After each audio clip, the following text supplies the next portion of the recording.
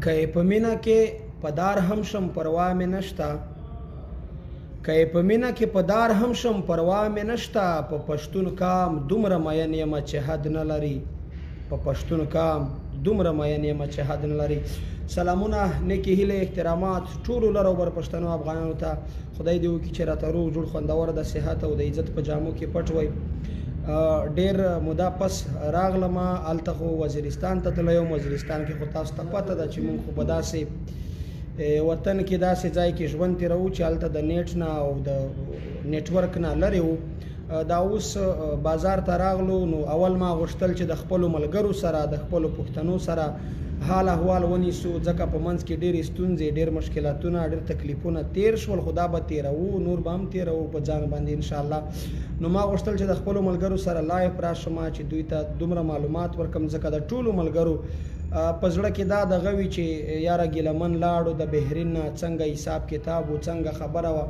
نو ما ملګرو ته دغه سره ورکړم. دلته خو نیټ هم داسې دی چې باور مې نه پې کېږي چې لایف ویډیو به څنګه وي، څنګه به لایف ویډیو تاسو ته راځي. خو لږ سره بیمارجن غوندې یو، خولې شونډې مو ټولې سره ډاډې دي.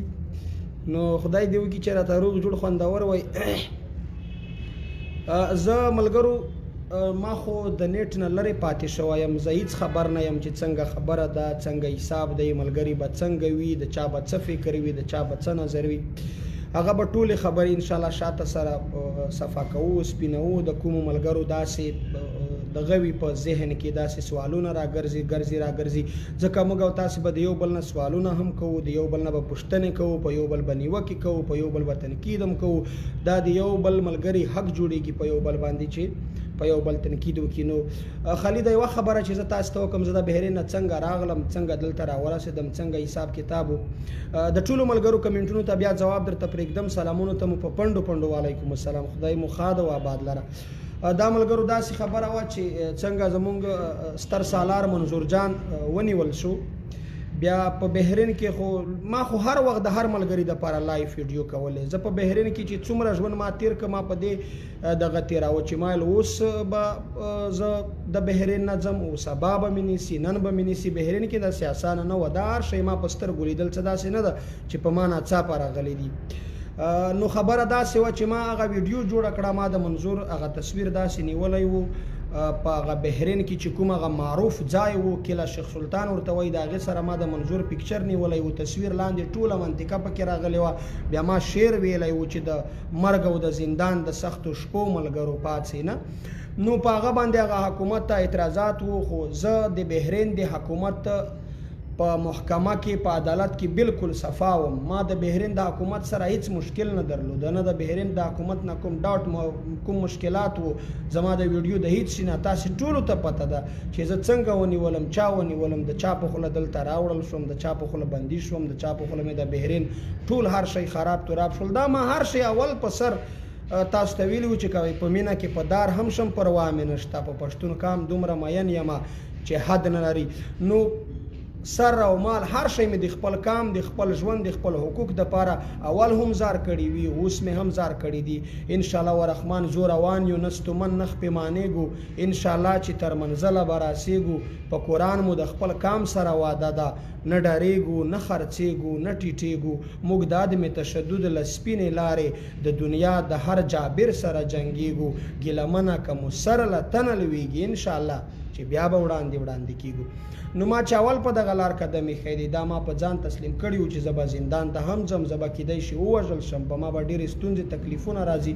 دا مونږ هر شی د خپل حقوق دپاره، د خپل ژوند غوښتنې دپاره، د خپل کام د پرمختګ دپاره نن یې منم، په ځان سبا یې منم، بله ورځ یې منم. انشاءالله ورحمن هیڅ کله به نه په شا کېږو. ملګري د خپلې حوصلې لوړې لري، ملګري د هیڅ کله حوصلې نه بایلي. نو ما صرف دا غوښتل چې زه ملګرو ته دا معلومات ورکړم چې الحمدلله زه بالکل جګ جوړ یم، روغ رمټ یم. زه چې په بهرین کې په زندان کې ونیولم، اول یې یوړه ما چې کله هلته د دغه وطن د سی آر ډي دفتر و، زما لاسونو ته چې کله هتکړې لګولې وې، اول خو هغه ما په د نظم په سر کې دا ویلي و چې څو ځله مې ښکل کړې هتکړې راته حیرانې شوې، بیا نو سمدستي زما سره ګویانې شوې. ویل یې دا څه چل دی، دا خو مونږ په اول ځل وینو، مونږ ښکلوي نو دا مونږ څنګه په ګل وینو. ما ویل ما ته شعر د ملنګ جان بابا را یاد دی چې راوړی زولنې چې اول خپل بیا یې په خپو کړم د مینې کار کې ما لره زندان ما یادوه. نو الله ګواه دی چې هر چیرته ما ته هتکړې لګولې دي، ما څو ځله خپل کړي دي د خپل کام په مینه، د خپل ژوند، د خپل حقوق، د خپل ترسرو کونډو رنډو د عزت په خاطر، د خپل وطن د ګټې د پرمختګ په خاطر. نو هلته چې کله د سیاډې په داسې وړه کوټه وه په هغه کې بند کړم، نو زما خو نور لاسونه بند وو، خو داسې هغه د هتکړې هغه تیره شیان داسې وتلي وو. نو داسې دیوال مخامخ ورته دستي مې هغه دیوال ته سم مې کړی، هغه هتکړې پی مې ولیکل، ټي مې ولیکل، ام مې ولیکل.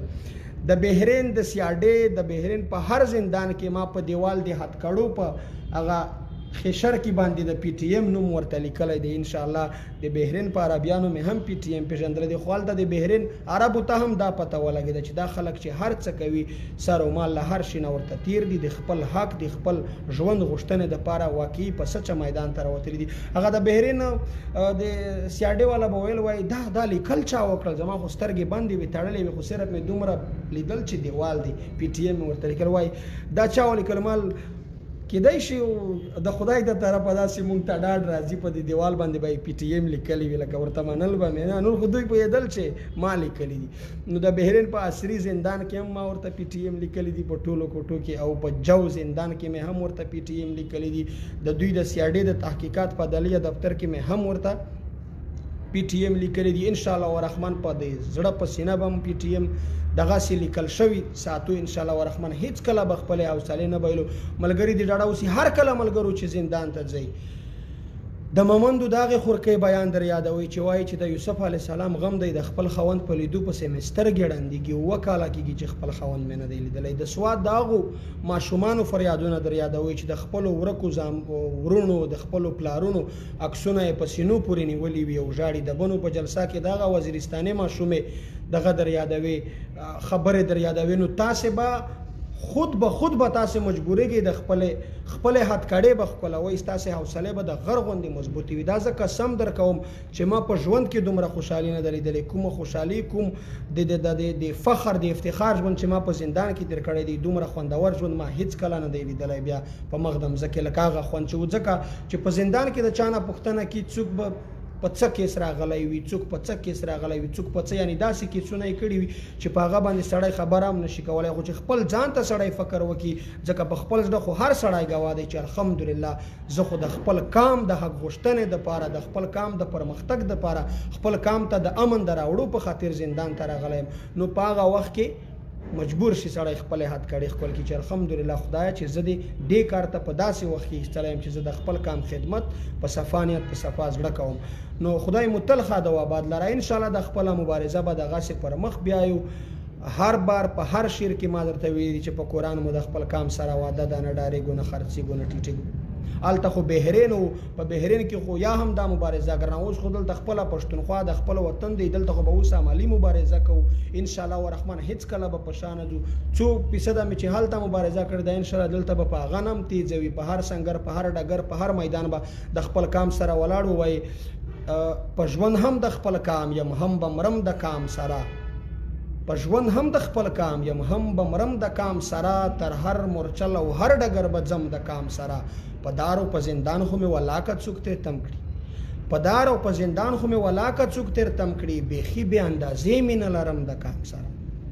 نو هیڅ کله به ملګرو د خپل کام د حق غوښتنې نه په شا کېږو. یو وارې راوتلی یو دغه میدان ته، ان شاء الله ورحمن دغه خپل حق غوښتنه د خپل کام د پرمختګ خبره به په هر ډګر په هر میدان کوو.